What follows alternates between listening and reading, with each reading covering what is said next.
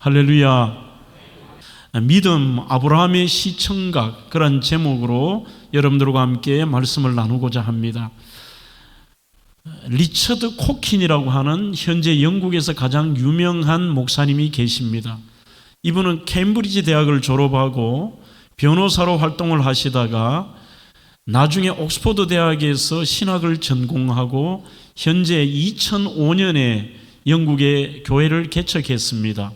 그 이후에 20년 동안 무려 350개 교회 이상의 개척을 도운 참으로 위대한 사역자 중에 한 분이십니다. 그분이 최근에 쓴 책 가운데 우리에게는 믿음이 있다라고 하는 바로 히브리서 11장, 저도 이 장에 대해서 책을 썼습니다만 믿음에 대한 책을 썼습니다. 이 책에 아프리카 나이지리아의 한 소녀의 이야기를 쓰고 있습니다. 소녀의 이름은 레아 샤르부라고 하는 아이인데 지금 그 어머니가 안타깝게 이 아이의 사진을 보고 있습니다. 먼 얘기가 아닙니다. 2018년 2월 19일 나이지리아의 요베주에 있는 다프치라고 하는 여자 중학교에 ISWAP라고 하는 이슬람 극단 무장 세력 IS 서아프리카 지부의 보코하람이라고 하는 아주 극렬하고도 잔인한 IS 단체가 있습니다. 이 단체가 여자 중학교에 들어가서 아이들 무려 110명을 납치해 갑니다.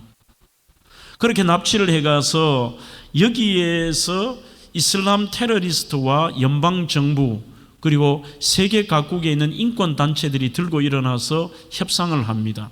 아마 뒤쪽으로 그런 많은 돈을 준 것으로 그렇게 기록이 있습니다만 어쨌든 한 달 만에 잡혀간 110명의 아이들이 전부 석방이 되는데 그 110명 중에 딱 한 명만 그들이 석방하지 않았습니다. 이 아이가 바로 방금 여러분들이 사진을 본 레아 샤르이브라고 하는 어린 소녀입니다. 당시의 나이가 14살이었습니다. 왜 이 아이는 석방을 하지 않았느냐 하면 그 110명 중에 이 아이가 유일하게 그리스도인이었습니다. 그러자 이 극렬 단체가 너가 예수를 비난하고 예수는 신이 아니야, 사람이고 선지자일 뿐이야, 예수를 비난하고 너가 이슬람으로 개종을 한다면 풀어주겠다고 합니다.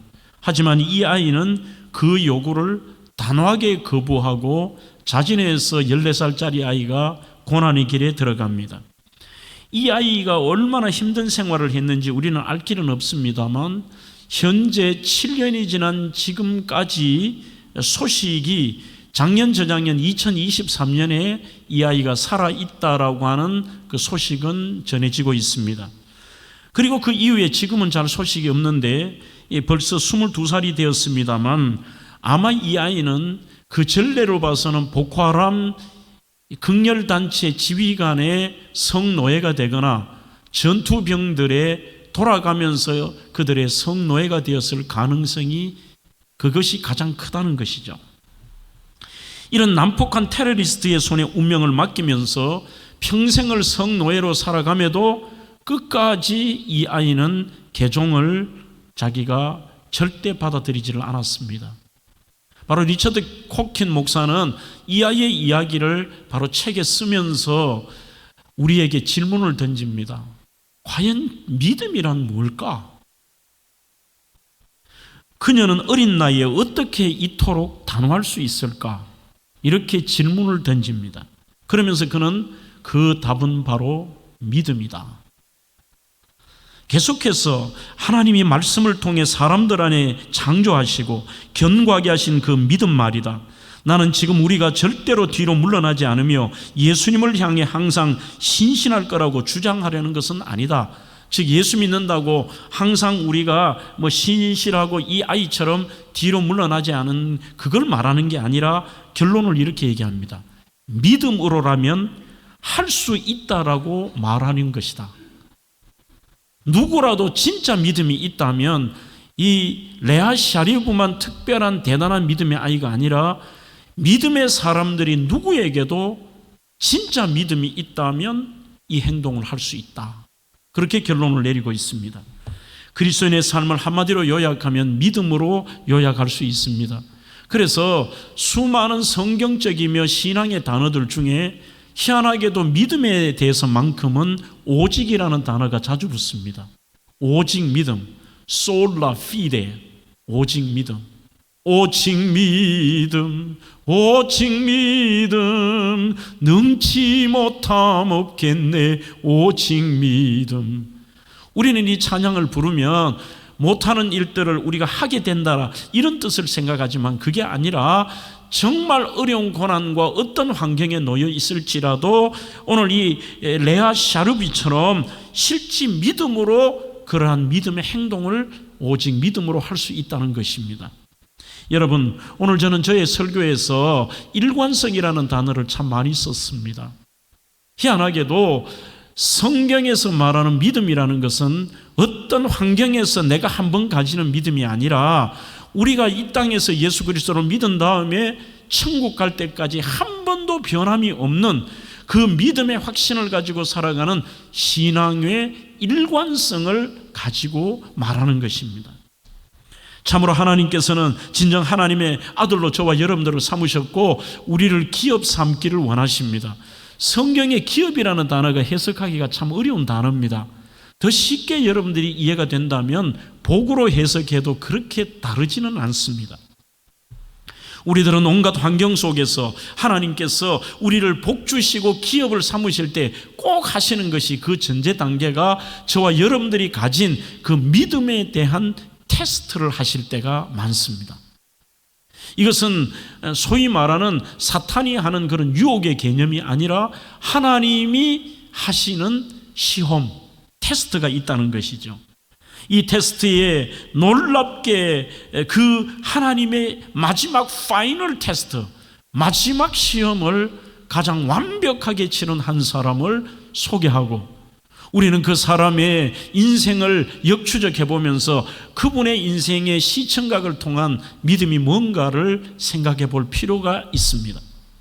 창세기 22장 1절에 보시면 그 일 후에 하나님이 아브라함을 시험하시려고 그를 부르시되 아브라함아 하시니 그가 가로되 내가 여기 있다고 말씀하고 있습니다. 때로는 실수도 있었지만 크고 작은 믿음의 시험을 잘 아브라함은 통과를 했습니다. 이제 하나님께서 그에게 마지막 시험을 하시는데 그 시험 자체는 정말 어려운 마지막 파이널 테스트였습니다. 그렇게도 자기가 하나님께 기도했으며 간절히 사랑했고 더 나아가서 자기 생명보다 귀하게 여기는 하나님의 약속의 아들을 번제로 하나님께 드리라고 하는 이 자체가 전부 논리적 모순이 있습니다. 하나님은 논리적 모순이 계신 분이 아니십니다. 그런데 금방 생각하기에 그 문제가 너무 어려우면 아무리 그래도 해석이 안 된다는 것이죠. 해석이요. 몇 가지 해석이 안 되는 이유가 있습니다. 첫째는 하나님께서 그렇게 약속하셔서 기적으로 주실 때는 언제고 지금 그렇게 잔인하게 다시 드리라고 하느냐. 이거는 논리적 모순이다. 두 번째, 하나님께서 절대로 사람을 제물로 드리지 말라고 하는 그 계명을 여러 군데서 주셔놓고 사람을 인신 제물을 드리라고? 하나님 이상한 분 아니냐? 이것도 해석이 안 됩니다. 여러분, 정말 큰 시험은 우리의 머리로 이해가 안 될 때가 있습니다. 세 번째는 그 수많은 가운데 하나님은 사랑이라 해놓고 애를 번제로 드리라고? 여러분, 번제는 하나님께 드리는 제사 가운데 가장 인간적으로 보면 잔인한 제사입니다. 그 제물을 칼로 다 온몸을 각을 뜹니다. 뼈를 무슨 우리가 갈비뼈를 뽑아내듯이 다 그 각을 뜨고 몸에 각을 뜬 다음에 내장을 드러내고 그 내장도 하나 남기지 못하고 모든 그 제물을 완벽하게 불로 다 태워버려야 되는 것이 그게 번제입니다. 이해가 되지 않습니다. 더 나아가서 하나님은 우리에게 약속하신 게 있잖아. 하나님께서 뭐라고 말씀하셨나? 나를 불러내시면서 그리고 어떤 일이 있을 때마다 아브라함아 밖으로 나와보거라. 그리고 하늘을 쳐다보라. 하늘에 뭐가 있냐? 별이 있습니다. 아, 너의 후손이 별처럼 많을 것이다. 사람의 눈에 관측될 수 있는 별이 약 한 3,000개쯤 된다고 그래요. 자, 그렇다면 수십 수만, 지금 현재의 아브라함의 후손이 아랍인들과 유대인들을 다 따진다면 억 단위가 넘어가고 있습니다. 몇 억이 됩니다. 자, 그런데 그 하나님의 약속의 씨가 히브리인들만 해도, 현재까지만 해도 지금 나라와 밖에 있는 사람들이 750만 해서 약 1500만 명인데, 그 수많은 사람들의 조상이 되어야 될 그 약속의 아들을 죽여버리면 어떻게 되냐는 거예요. 하나도 하나님이 말씀하신 이 테스트가 인간적으로는 이해가 되지 않습니다. 하지만 도저히 불가능한 환경에서 이 아브라함은 결론부터 말씀을 드립니다. 그 하나님의 파이널 테스트에 완벽하게 통과를 합니다. 그 신앙의 핵심이 뭐냐? 오늘 설교 원고에 제가 가장 많이 쓴 단어이기도 합니다. 일관성입니다. 믿음이라는 것은 어떤 환경과 문제 앞에서의 딱 한 번에 우리가 가진 믿음을 말하는 것이 아니라, 어떤 환경과 시간 속에서도 변하지 않는, 하나님 앞에 갈 때까지 변하지 않는, 때로는 이해가 되지 않아도 변하지 않는 그 신앙의 일관성을 우리는 믿음이라고 말하는 것입니다. 아브라함의 삶의 여정들을 살펴보며 하나님께서 보여주신 아브라함의 믿음, 우리의 믿음을 점검하면 좋겠습니다. 가장 먼저 하나님은 아브라함의 이 시청각을 통해 너희들도 믿음의 일관성을 가지라고 말씀하고 계십니다. 여러분, 믿음장에 보시면, 저도 믿음의 거장이라고 하는 킹덤 부스의 책을 썼습니다만, 굉장히 많은 사람들의 믿음의 거장들의 스토리를 쓰는데, 희한하게도 이 아브라함은 중간에 천국과 더 나은 본향에 대한 얘기 앞뒤로 이 아브라함의 스토리를 쓰고 있습니다. 그 스토리가 11장 8절로 11절까지 갈대아 우리를 떠나는 사건을 중심으로 그가 어떻게 우리의 믿음의 조상이 되었냐를 쓰고 있으면서, 오늘 두 번째입니다. 그 갈대아 우리를 떠날 때뿐만이 아니라 수십 년이 흐른 지금의 상황입니다. 무려 25년이라는 긴 세월이 지난 다음에 하나님이 자식을 번제로 드려야 된다는 이 엄청난 시험을 또 던지시는 거예요. 하지만 그 믿음이 일관성 있게 드러나고 있다는 것을 강조합니다. 우리의 믿음이 한 번 믿고 그만두는 일회용이 아니라면 우리의 모든 삶에서 한결같이 적용되고 실천되지 않는다면 죄송합니다만 그 믿음은 아닙니다. 여러분, 똑같이 우리의 생각에는 믿음이라고 생각하지만 어떤 것은 신념이 되고 어떤 것은 믿음이 되는 게 있습니다. 신념은 언제든지 흔들리고 변할 수 있습니다. 과거에 무서운 공산주의에 심취되었던 사람이 거기에 완전히 신앙처럼 믿습니다. 그렇게 했던 사람이 시간이 지나며 이거는 아니구나, 이게 정말 무서운 거고 잘못됐구나 하면서 그분들이 완전히 거기에서 바뀌죠. 그러면 그들이 가졌던 것을 믿음이라고 표현하지 않고 신념이라고 얘기합니다. 내가 어떤 상황 속에서 이것은 이렇게 될 거야, 이것은 이렇게 이루어질 거야라고 하는 것은 엄밀한 의미의 믿음이 아니라 신념입니다. 하지만 신앙과 믿음이라는 것은 하나님께로부터 온 것으로, 그것은 강력한 힘이 있을 뿐만이 아니라 여기에 특징이 일관성입니다. 늘 한결같아요.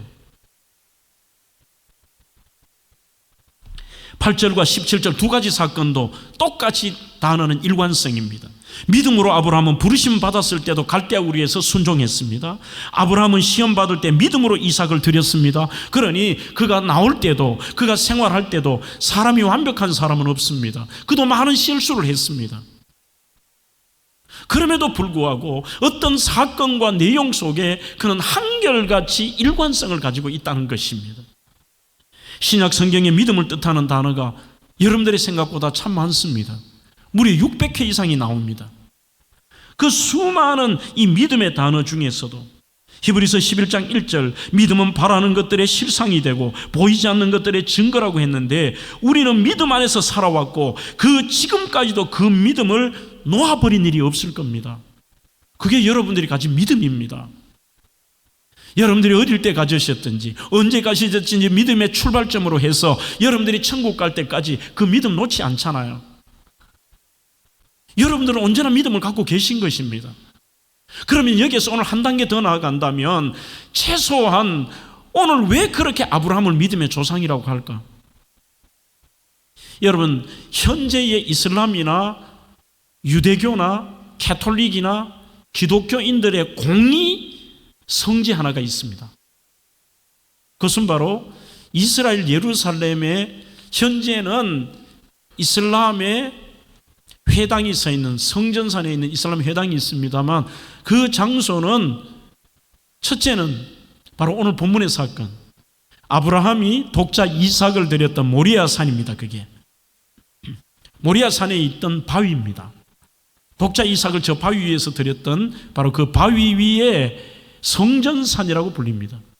바로 저 위치가 솔로몬의 성전이 있었던 장소, 지성소의 장소입니다. 어떤 유대학자들은 바로 저 장소가 처음으로 하나님이 아담을 만드셔서 인류가 시작되었던 장소라고 얘기하는데, 그건 근거가 없고요. 어쨌든 성경의 근거로 바로 모리아산에 하나님께 번제로 드렸던 장소와 성전이 있었던 장소는 확실합니다. 왜 모든 아브라함의 후손들이 저곳을 성지라고 생각할까? 저것이 하나님의 시험에 대한 통과뿐만 아니라 그의 믿음의 클라이막스의 장소이기 때문입니다. 그의 믿음이 보통 경우가 아니라 이 상상할 수 없는, 순종할 수 없는 상황에서의 마지막 이 테스트에 통과되었던 장소.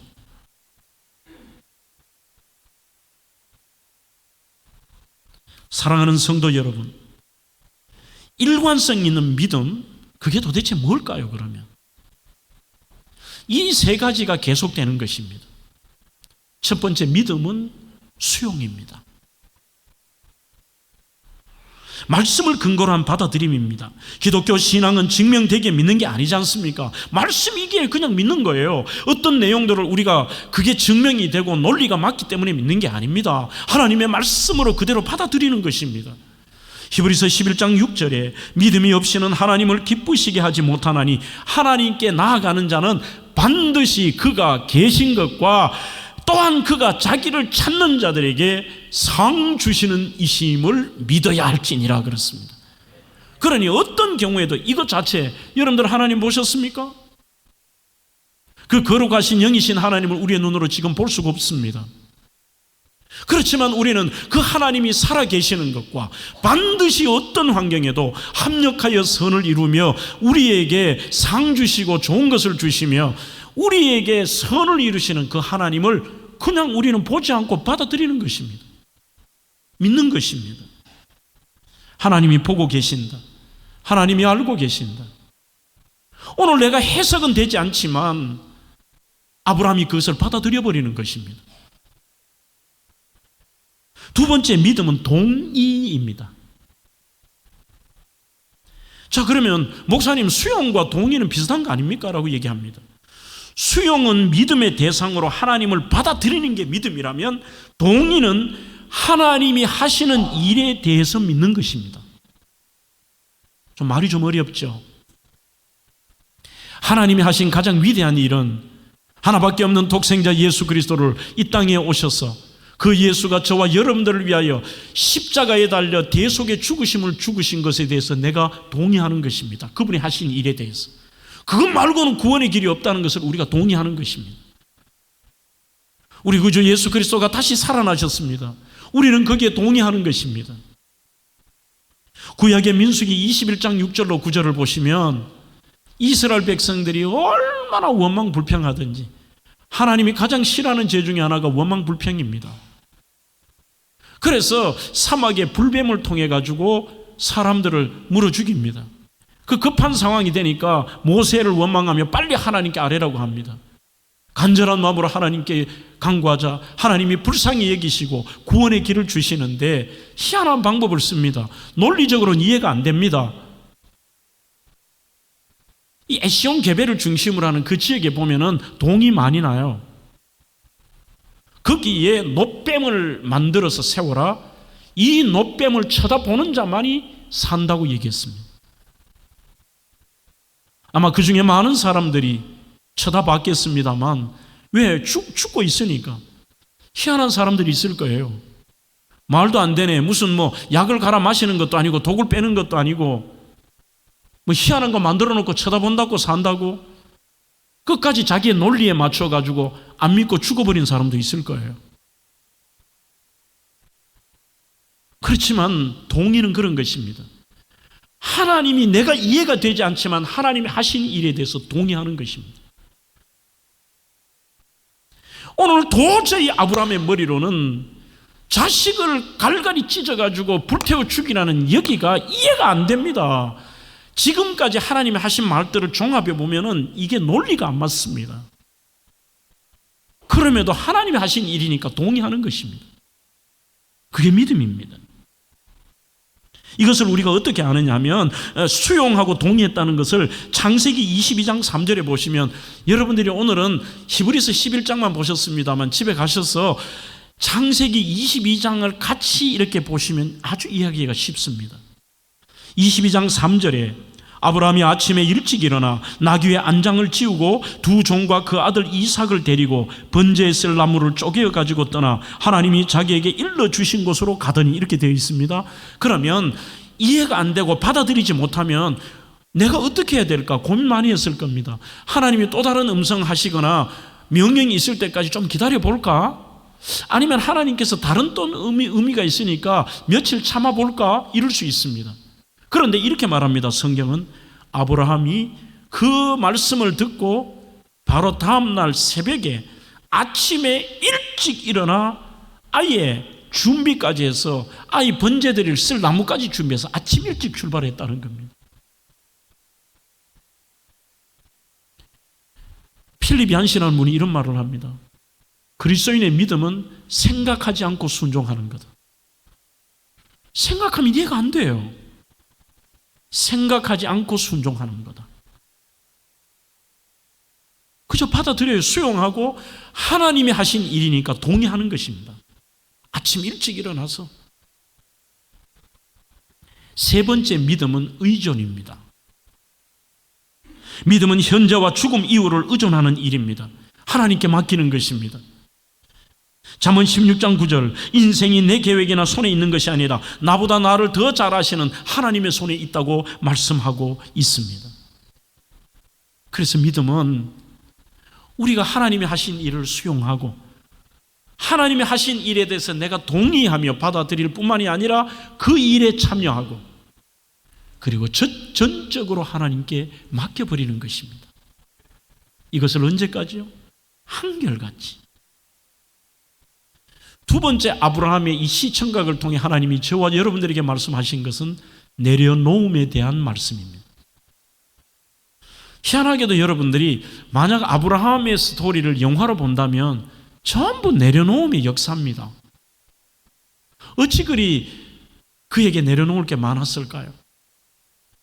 8절에도 믿음으로 아브라함은 부르심을 받았을 때 순종했다고 되어 있습니다. 그러면 그에게 있어서 과거에도 마찬가지입니다. 전부 모든 것들이 내려놓는 것입니다. 그 첫 번째에 부르심을 받아서 뭐를 내려놓으라고 하느냐? 너 본토 친척 아비 집을 떠나라고 얘기합니다. 이게 전부 내려놓는 것입니다. 고향에 대한 그리움과 그리고 가정에 대한 편안함과 모든 것들을 내려놓는 거예요. 오늘 17절에 그는 약속들을 받은 자로 돼 그 외아들을 드렸다고 되어 있습니다. 그렇다면 가장 클라이막스에 내려놓으면 자기 생명보다 귀한 100세 때 얻은 아들을 하나님께 내려놔 버립니다. 창세기 22장 1절 보시면 그 일 후에 하나님이 아브라함을 시험했다고 되어 있습니다. 이 가장 드라마틱하면서도 가장 클라이막스의 그 사건인 자녀를 드리라고 하는 이 사건, 이 어떤 일이 있었느냐? 죽을 고생하던 아브라함이 이제는 좀 살만할 때가 되었습니다. 아비멜렉과 평화협정을 맺었습니다. 이제는 대적의 침공도 걱정을 좀 덜 해도 됩니다.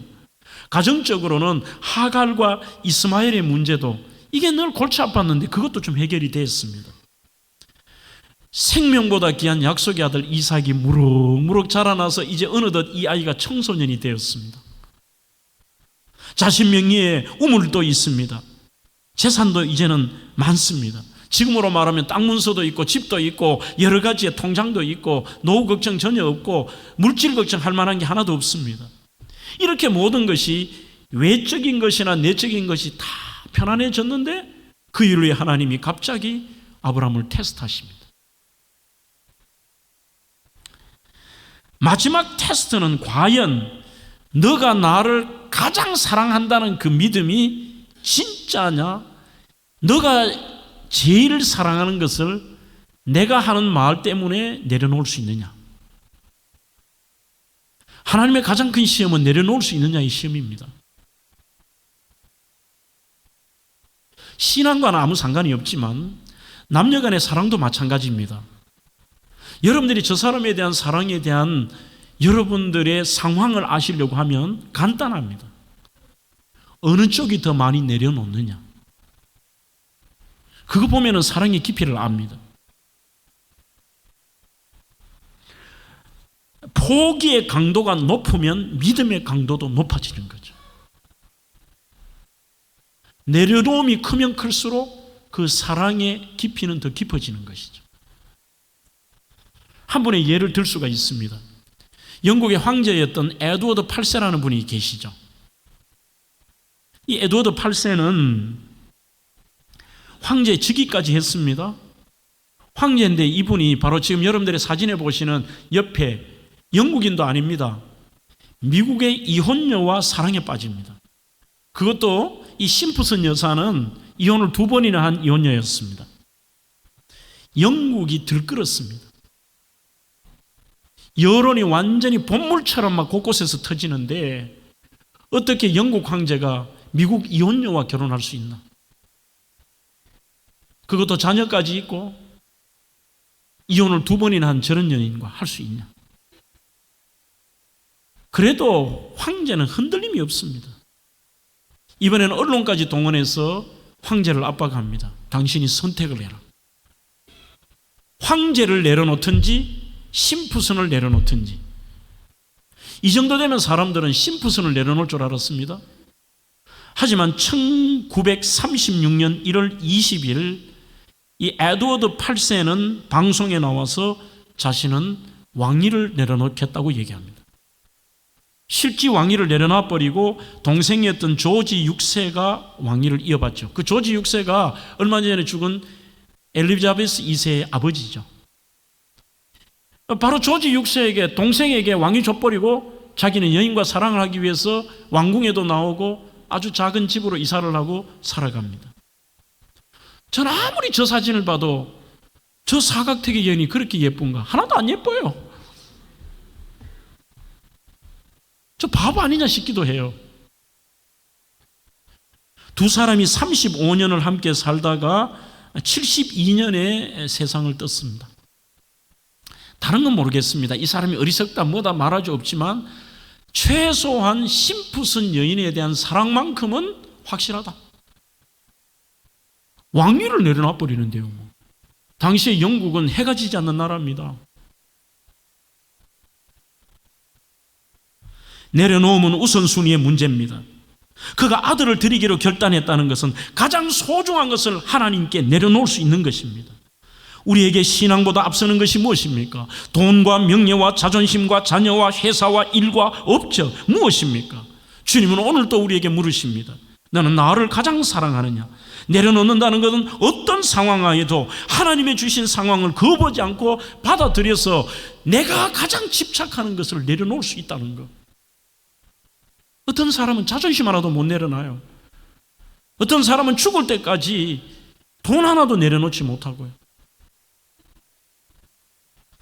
아터 핑크라고 하는 분은 육신의 자아가 깨어지고 하나님의 뜻을 수용하는 것, 이것이 믿음인데 우리의 자아가 깨어진다는 말은 내가 나의 어떤 것도 집착하지 않는 것이다, 이렇게 말하고 있습니다. 깨져 버렸으니까 내가 집착할 게 없는 것입니다. 그런 면에 보면 정말 아브라함은 모든 내려놓음에 익숙한 분인 것 같습니다. 그 이유 하나는 하나님 때문입니다. 제가 금요 기도회 때 창세기 강해를 하면서 실제 갈대아 우르에 남아있는 아브라함의 집터를 보여드린 적이 있습니다. 아마 지금도 그 정도 큰 집에 사는 사람이 거의 없을 겁니다. 2층 벽돌집으로 되어 있습니다. 지구라트라고 하는 곳에서 그 우상 신전에 가까이 있는 자기 아버지가 우상 장사, 지금으로 말하면 중소기업을 넘어선 대기업 회장에 가까운 그런 부자였습니다. 방이 어마어마하게 많습니다.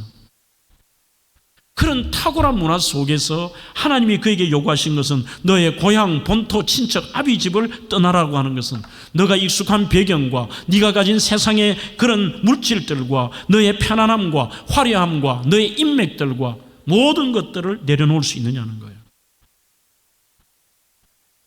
그러면서 하나님이 말씀도 안 하세요. 그냥 내가 지시할 땅으로 가라고 말씀하십니다. 창세기 13장으로 넘어가면 또 내려놓는 게 생깁니다. 이제 어느 정도 조카 롯을 데리고 와서 살만하니까 서로 싸우기 시작합니다. 이래서는 안 되겠다. 평강을 위해서 갈라서자. 이렇게 말합니다. 13장 9절입니다. 너의 앞에 온 땅이 있지 아니하냐. 나를 떠나가라. 내가 좌하면 나는 우하고 내가 우하면 나는 좌하리라고 말씀하고 있습니다. 유다 산맥에서 이렇게 서보면은 이쪽은 풀 한 폭이 없습니다. 그냥 사막 산맥입니다. 저 아래쪽에 사해바다 쪽 소알 땅, 소돔과 고모라 땅 쪽에는 평지에다가 얼마나 아름다운지 모릅니다. 지금은 사해바다 밑으로 들어갔습니다만 당연히 누구나 내가 삼촌으로서 권리가 먼저니까 내가 선택하고 너는 저쪽으로 가거라 할 수 있습니다. 그러나 너가 우하면 내가 좌할게, 내가 좌하면 네가 우할게. 그러자 롯은 신앙적인 것을 다 팔아먹고 인간의 눈으로 좋지만 세상으로 악하디 악한 바로 그 소돔과 고모라와 소알 땅으로 가버리는 것입니다. 하갈과 이스마엘도 마찬가지입니다. 우리는 이스마엘을 별로 싫어했다? 아닙니다.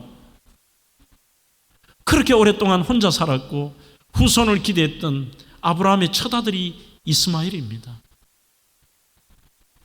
그러나 결국은 믿음의 약속의 자손 때문에 하갈과 이스마엘도 내려놓으라고 얘기하십니다. 오늘은 독자 이삭, 이것이 가장 큰 힘든 내용이었습니다. 그러나 그것조차도 내려놔 버렸습니다. 창세기 22장 12절에 드디어 여호와의 사자가 나타나 이르시되 내가 이제야 내가 하나님을 경외하는 줄을 알았도다고 하는데 여기에 이제야라고 하니까 지금까지 몰랐는데 아들까지 내려놓는 거 보니까 너 믿음 진짜다 그 말 아닙니다. 이제야라는 말은 이겁니다. 역시라는 뜻입니다. 내가 그렇게 믿고 있었지만 야타 네가 역시 그 믿음이 맞구나. 그것이 하나님의 인정이십니다. 하나님의 약속의 성취 과정 속에 우리의 순종의 내려놓음의 과정들이 있습니다. 그 과정을 오늘 시청각이라는 제목을 제가 이런 의미에서 붙여본 거예요. 아브라함을 이렇게 바라보면서 그 과정이 있더라는 거죠. 제일 먼저는 우리에게 내려놓을 게 뭐냐? 죄악에 익숙한 환경을 내려놓으라는 것입니다. 창세기 12장 1절 여호와께서 아브라함에게 이르시되 너는 너의 고향과 친척과 아버지의 집을 떠나 내가 너에게 보여줄 땅으로 가라. 카일 델리치라고 하는 주석가는 이렇게 말합니다. 고향은 죄악의 장소를 의미한다. 친척은 죄악에 가까운 사람을 의미합니다. 아버지의 집은 죄를 짓는 편안한 장소를 의미한다. 아버지는 우상장사입니다. 동생은 지구라타라고 하는 그 동네 자체가 그렇습니다. 친척들도 전부 그렇습니다. 옆에서 믿음의 평가를 해주고 옆에서 믿음을 북돋아주고 옆에서 믿음을 함께할 사람들은 아무도 없는 거예요. 여러분들 사람들은 옆에 누가 있느냐가 중요합니다. 불평하는 사람 옆에를 계속 있다 보면 그 사람도 똑같아요. 그러니 첫 번째에 우리가 내려놔야 될 게 뭐냐? 내가 익숙하지만 하나님이 기뻐하시지 않는 익숙한 환경을 내려놓는 것입니다. 두 번째 17장에 보시면 할례의 사건이 나오는데 이때 시기가 언제냐? 아브라함은 99살 즉 이삭을 낳기 1년 전이고 사라가 이삭을 임신하기 직전입니다. 그때에 하나님께서 할례 명령을 내리신데 이것은 삶의 죄된 영역을 과감하고 단호하게 잘라내라는 것인데 너는 내 앞에서 행하여 완전하라고 되어 있습니다. 완전한 사람이 어디 있습니까? 익숙한 환경을 내려놓은 다음에는 과감하게 우리의 은밀한 죄악들과 죄된 그 영역을 잘라내고 내려놔 버리는 것이죠. 마지막 세 번째가 오늘 22장입니다. 이삭을 제물로 드려라. 약속의 성취와 결과 하나님이 명령하시면 내려놓을 수 있는가? 그러니 너가 그 다음에는 이런 죄된 것은 아닐지라도 너가 진짜 나보다 사랑하는 것을 내려놓을 수 있나? 이것을 주님이 물으십니다. 테스트 앞에 아브라함은 이삭까지 내려놔 버렸습니다. 자, 그렇다면 우리가 사랑하고 아끼는 존재가 때로는 하나님 보시기에 우상이 될 수도 있다는 것이죠. 아마 이런 사건이 없었다면 아브라함은 하나님에 대한 생각이 멀어지고 이삭이 우상이 되었을 수도 있을 겁니다. 그렇지만 그 내려놓는 것은 많은 성도들이 나 손해고 나 힘들고 어쩔 수 없이 포기한다고 생각하는데, 성경의 수많은 사건과 이 아브라함의 시청각은 우리에게, 성도에게 내려놓는다는 것은 하나님의 예비하심의 은혜가 있습니다. 전혀 우리는 예기치 못해요. 그냥 내려놓으면 죽을 것 같고, 내려놓으면 완전히 인생이 바닥으로 떨어지는 것 같고, 내려놓으면 내 삶이 재미가 없는 것 같고, 내려놓으면 실패하는 것처럼 보이고, 뭔가 젊은이들의 말로는 루저처럼 보이지만 그게 아니라는 거예요. 내가 도저히 생각할 수 없는 하나님의 예비하심의 은혜. 창세기 22장 9절, 10절, 12절, 13절에 보면 하나님께서 순양이 수풀에 걸려 있음을 이렇게 보시고 그 순양을 가져다가 아들을 대신하여 번제를 드리도록 하나님이 순양을 예비해 주신 겁니다.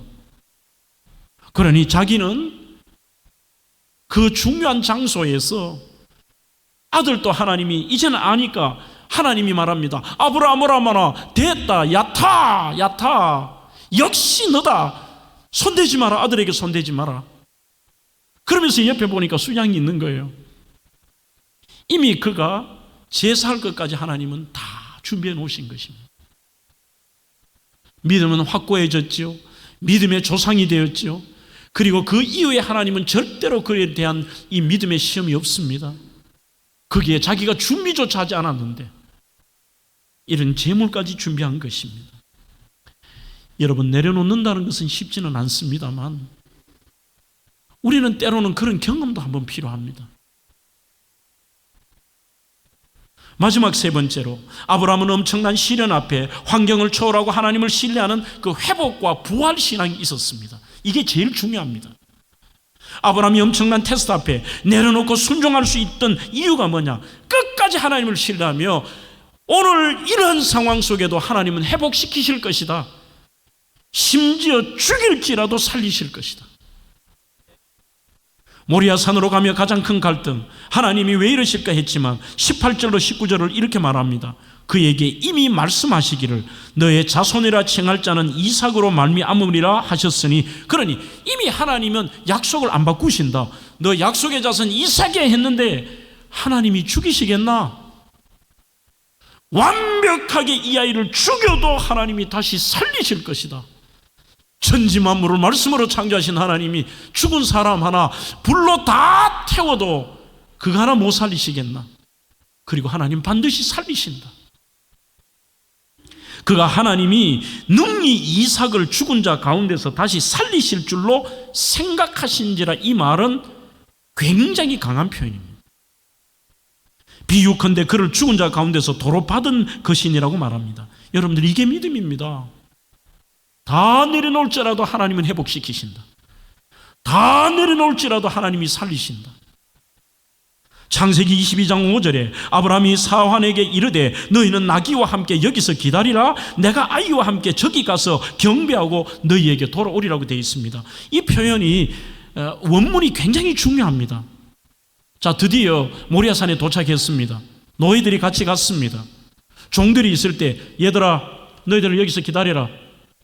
본인이 아들 이삭에게 땔감을 들고 해가지고 그 모리아산 조금 전에 본 바위에 갔습니다.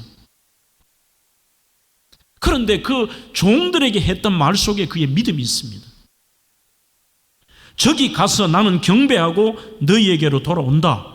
언뜻 보면은 아들이 이제 번제로 드려 완전히 끝을 내고 내가 너한테 혼자 돌아올게, 이렇게 볼 수 있습니다. 희한하게도 히브리 원문에는 이 단어 너희에게로의 단어가 웬나 슈바라는 단어를 씁니다. 이 웬나 슈바라는 말이 그대로 직역을 하면 그리고 우리가 돌아올 것이다. 복수를 써요. 내 가서 저 아들 죽이지만 하나님이 살리셔서 우리 같이 돌아온다. 죽이려고 흉내낸 게 아닙니다. 진짜 죽였습니다. 그 마음에는요. 그리고 진짜 죽이려고 했습니다. 자기는 죽이고 이 아이를 불태워서 완전히 그렇게 제사로 드리지만 하나님이 살리시고 회복시켰어서 부활시켜서 우리가 같이 돌아온다. 이 정도 되니까 믿음의 거장이죠. 말씀을 맺습니다. 사랑하는 성도 여러분, 믿음은 우리의 잠시 잠깐의 신념을 믿음이라고 말하지 마십시오. 어떤 환경 속에서도 일관성 있는 하나님에 대한 신뢰, 그리고 하나님이 원하시면 생각하지 않고 그분의 말씀에 우리는 수용하고 동의하고 그분께 맡기는 것입니다. 그분은 우리를 죽여도 살리실 수 있는 분입니다. 그분은 회복시키실 수 있는 분입니다. 그분은 우리를 끝까지 책임지시는 여호와 이레이의 하나님이십니다.